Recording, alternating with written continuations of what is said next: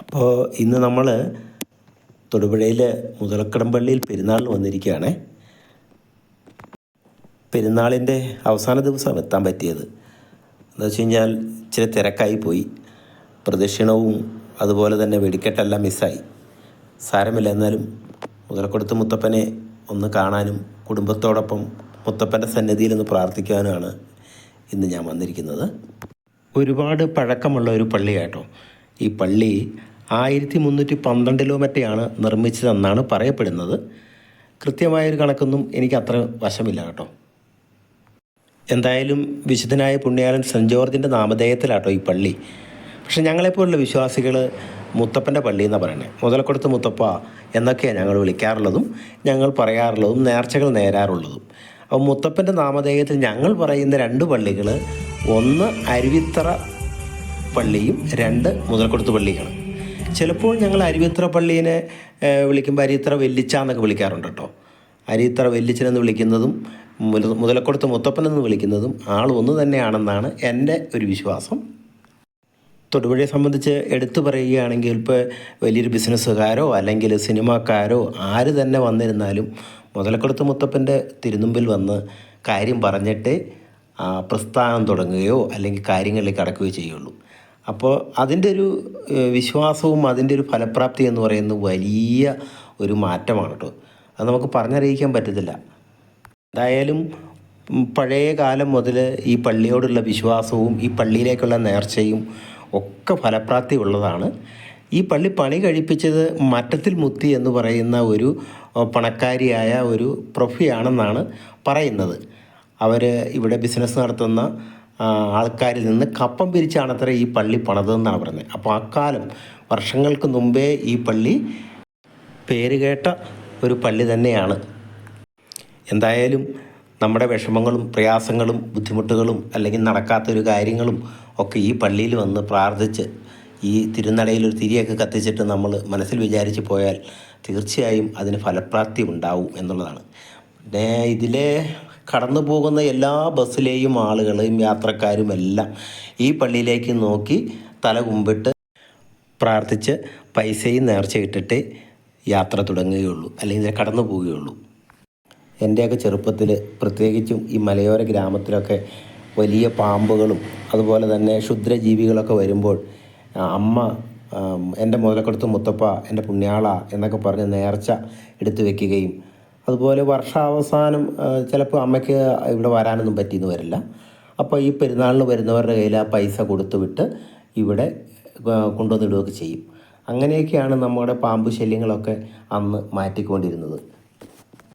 അതുപോലെ എൻ്റെ അമ്മയുടെ കൂട്ടുകാരികൾ അവരുടെ മക്കളെ മുത്തപ്പൻ്റെ അടുത്ത് കൊണ്ടുവന്ന് അടിമയിരുത്തിയിട്ടൊക്കെ ഉണ്ടായിരുന്നേ.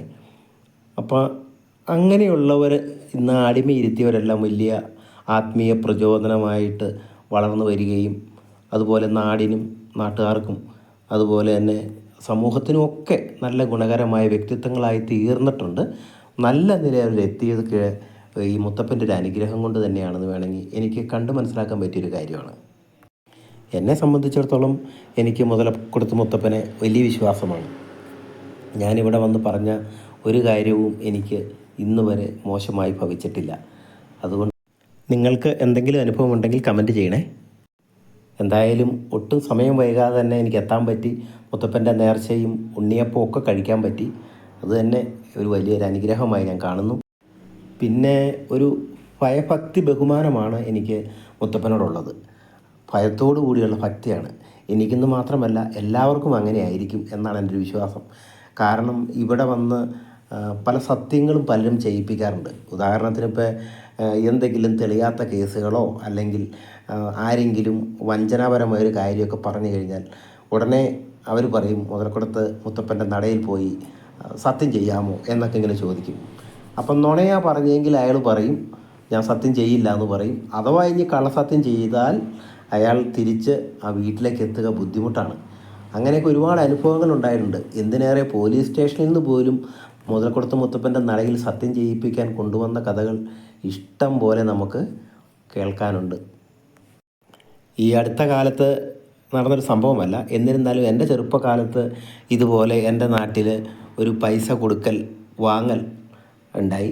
രണ്ടുപേരും പ്രായമുള്ള കാരണന്മാരായിരുന്നു. ഒരാൾ പൈസ കൊടുത്തുവെന്നും മറ്റൊരാൾ പൈസ വാങ്ങിച്ചില്ലെന്നും തർക്കമായി.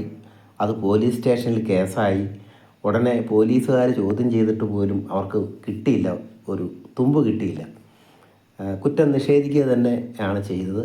അങ്ങനെ ഇരിക്കെ ഈ പൈസ കൊടുത്ത ഇയാൾ പറഞ്ഞു, മുതലക്കൊടുത്ത് മുത്തപ്പൻ്റെ നടയിൽ ഇദ്ദേഹം സത്യം ചെയ്യാമെങ്കിൽ ഞാൻ പൈസ ഉപേക്ഷിച്ചോളാം എന്ന് പറഞ്ഞ ഒരു സംഭവമുണ്ട്. എനിക്കത് അറിയാവുന്നൊരു സംഭവം ആയതുകൊണ്ടാണ് ഞാനിപ്പോൾ ഇത് എടുത്തു പറഞ്ഞത് കേട്ടോ. എന്നിരുന്നാലും അയാൾ വന്ന് നടയിൽ വന്നു ഒരു കള്ളസത്യം നടത്തിയതായിട്ട് അന്ന് പറയുകയുണ്ടായി. എന്നിരുന്നാലും ആ മനുഷ്യന് പിന്നീടുണ്ടായ ദുരിതങ്ങൾ എന്തൊക്കെയാണെന്ന് എൻ്റെ ദൈവമേ എനിക്ക് പറയാൻ തന്നെ കഴിയുന്നില്ല. നമ്മുടെയൊന്നും ജീവിതത്തിലെ അതുപോലുള്ള അനുഭവങ്ങളും അതുപോലുള്ള ബുദ്ധിമുട്ടുകളൊന്നും ഉണ്ടാകരുതേ എന്ന് നമുക്ക് മുത്തപ്പനോട് പ്രാർത്ഥിക്കുക തന്നെ ചെയ്യാം. എന്നിട്ട് നമുക്ക് മറ്റൊരു വിഷയം സംസാരിക്കാം. അത് പോട്ടെ അല്ലേ? എന്തായാലും മുത്തപ്പനോട് ഞാൻ അടുത്ത വർഷവും എനിക്കിതുപോലെ തന്നെ നല്ല ഭംഗിയായിട്ട് പള്ളിയിൽ വന്ന് മുത്തപ്പൻ്റെ പെരുന്നാൾ കൂടുവാനും നേർച്ചയിൽ പങ്കെടുക്കുവാനും ഒക്കെ എനിക്ക് നല്ല അനുഗ്രഹം തരണേ എന്ന് ഞാൻ മുത്തപ്പനോട് മുട്ടിപ്പായിട്ട് പ്രാർത്ഥിക്കുന്നു. അതോടൊപ്പം തന്നെ മറ്റുള്ളവരുടെ വിഷമങ്ങൾ കാണുവാനും അവരുടെ വേദനകളിൽ പങ്കുചേരുവാനും അവരെ സഹായിക്കുവാനുള്ള ഒരു ശക്തിയും എനിക്ക് തരണേ എന്ന് ഞാൻ പ്രാർത്ഥിക്കുന്നു. പിന്നെ ചാനലിൻ്റെ ഒരു സബ്സ്ക്രൈബർ മുത്തപ്പനും ആകട്ടെ, അതിനുവേണ്ടി ഞാൻ മുത്തപ്പനെ കൂടി ഒരു സബ്സ്ക്രൈബർ ആക്കുവാണ്. അപ്പോൾ മുത്തപ്പൻ സബ്സ്ക്രൈബർ ആയിക്കഴിഞ്ഞാൽ ഉള്ള ഗുണമെന്ന് വെച്ച് കഴിഞ്ഞാൽ ഇനി അങ്ങോട്ടുള്ള നടത്തിപ്പെല്ലാം മുത്തപ്പൻ നോക്കിക്കൊള്ളുമല്ലോ. അതുകൊണ്ടാണ് ഞാൻ മുത്തപ്പനോട് സബ്സ്ക്രൈബ് ചെയ്യാൻ പറയുന്നത്. ഏതാണെങ്കിലും ഞാനത് എഴുതി പള്ളിയിൽ ഇട്ടിട്ടുണ്ട്. മുത്തപ്പൻ എൻ്റെ കൂടെ ഉണ്ടാവണേ, എൻ്റെ പ്രവർത്തനങ്ങൾ ഉണ്ടാവണേ, എൻ്റെ കാഴ്ചപ്പാടുകൾ ഉണ്ടാവണേ എന്ന് തന്നെയാണ് എനിക്ക് ഈ അവസരത്തിൽ മുത്തപ്പനോട് പറയാനുള്ളത്. ഒരുപക്ഷെ ഞാനായിരിക്കും കേട്ടോ മുത്തപ്പനെ സബ്സ്ക്രൈബറാക്കുന്ന ആദ്യത്തെ ഒരു യൂട്യൂബർ.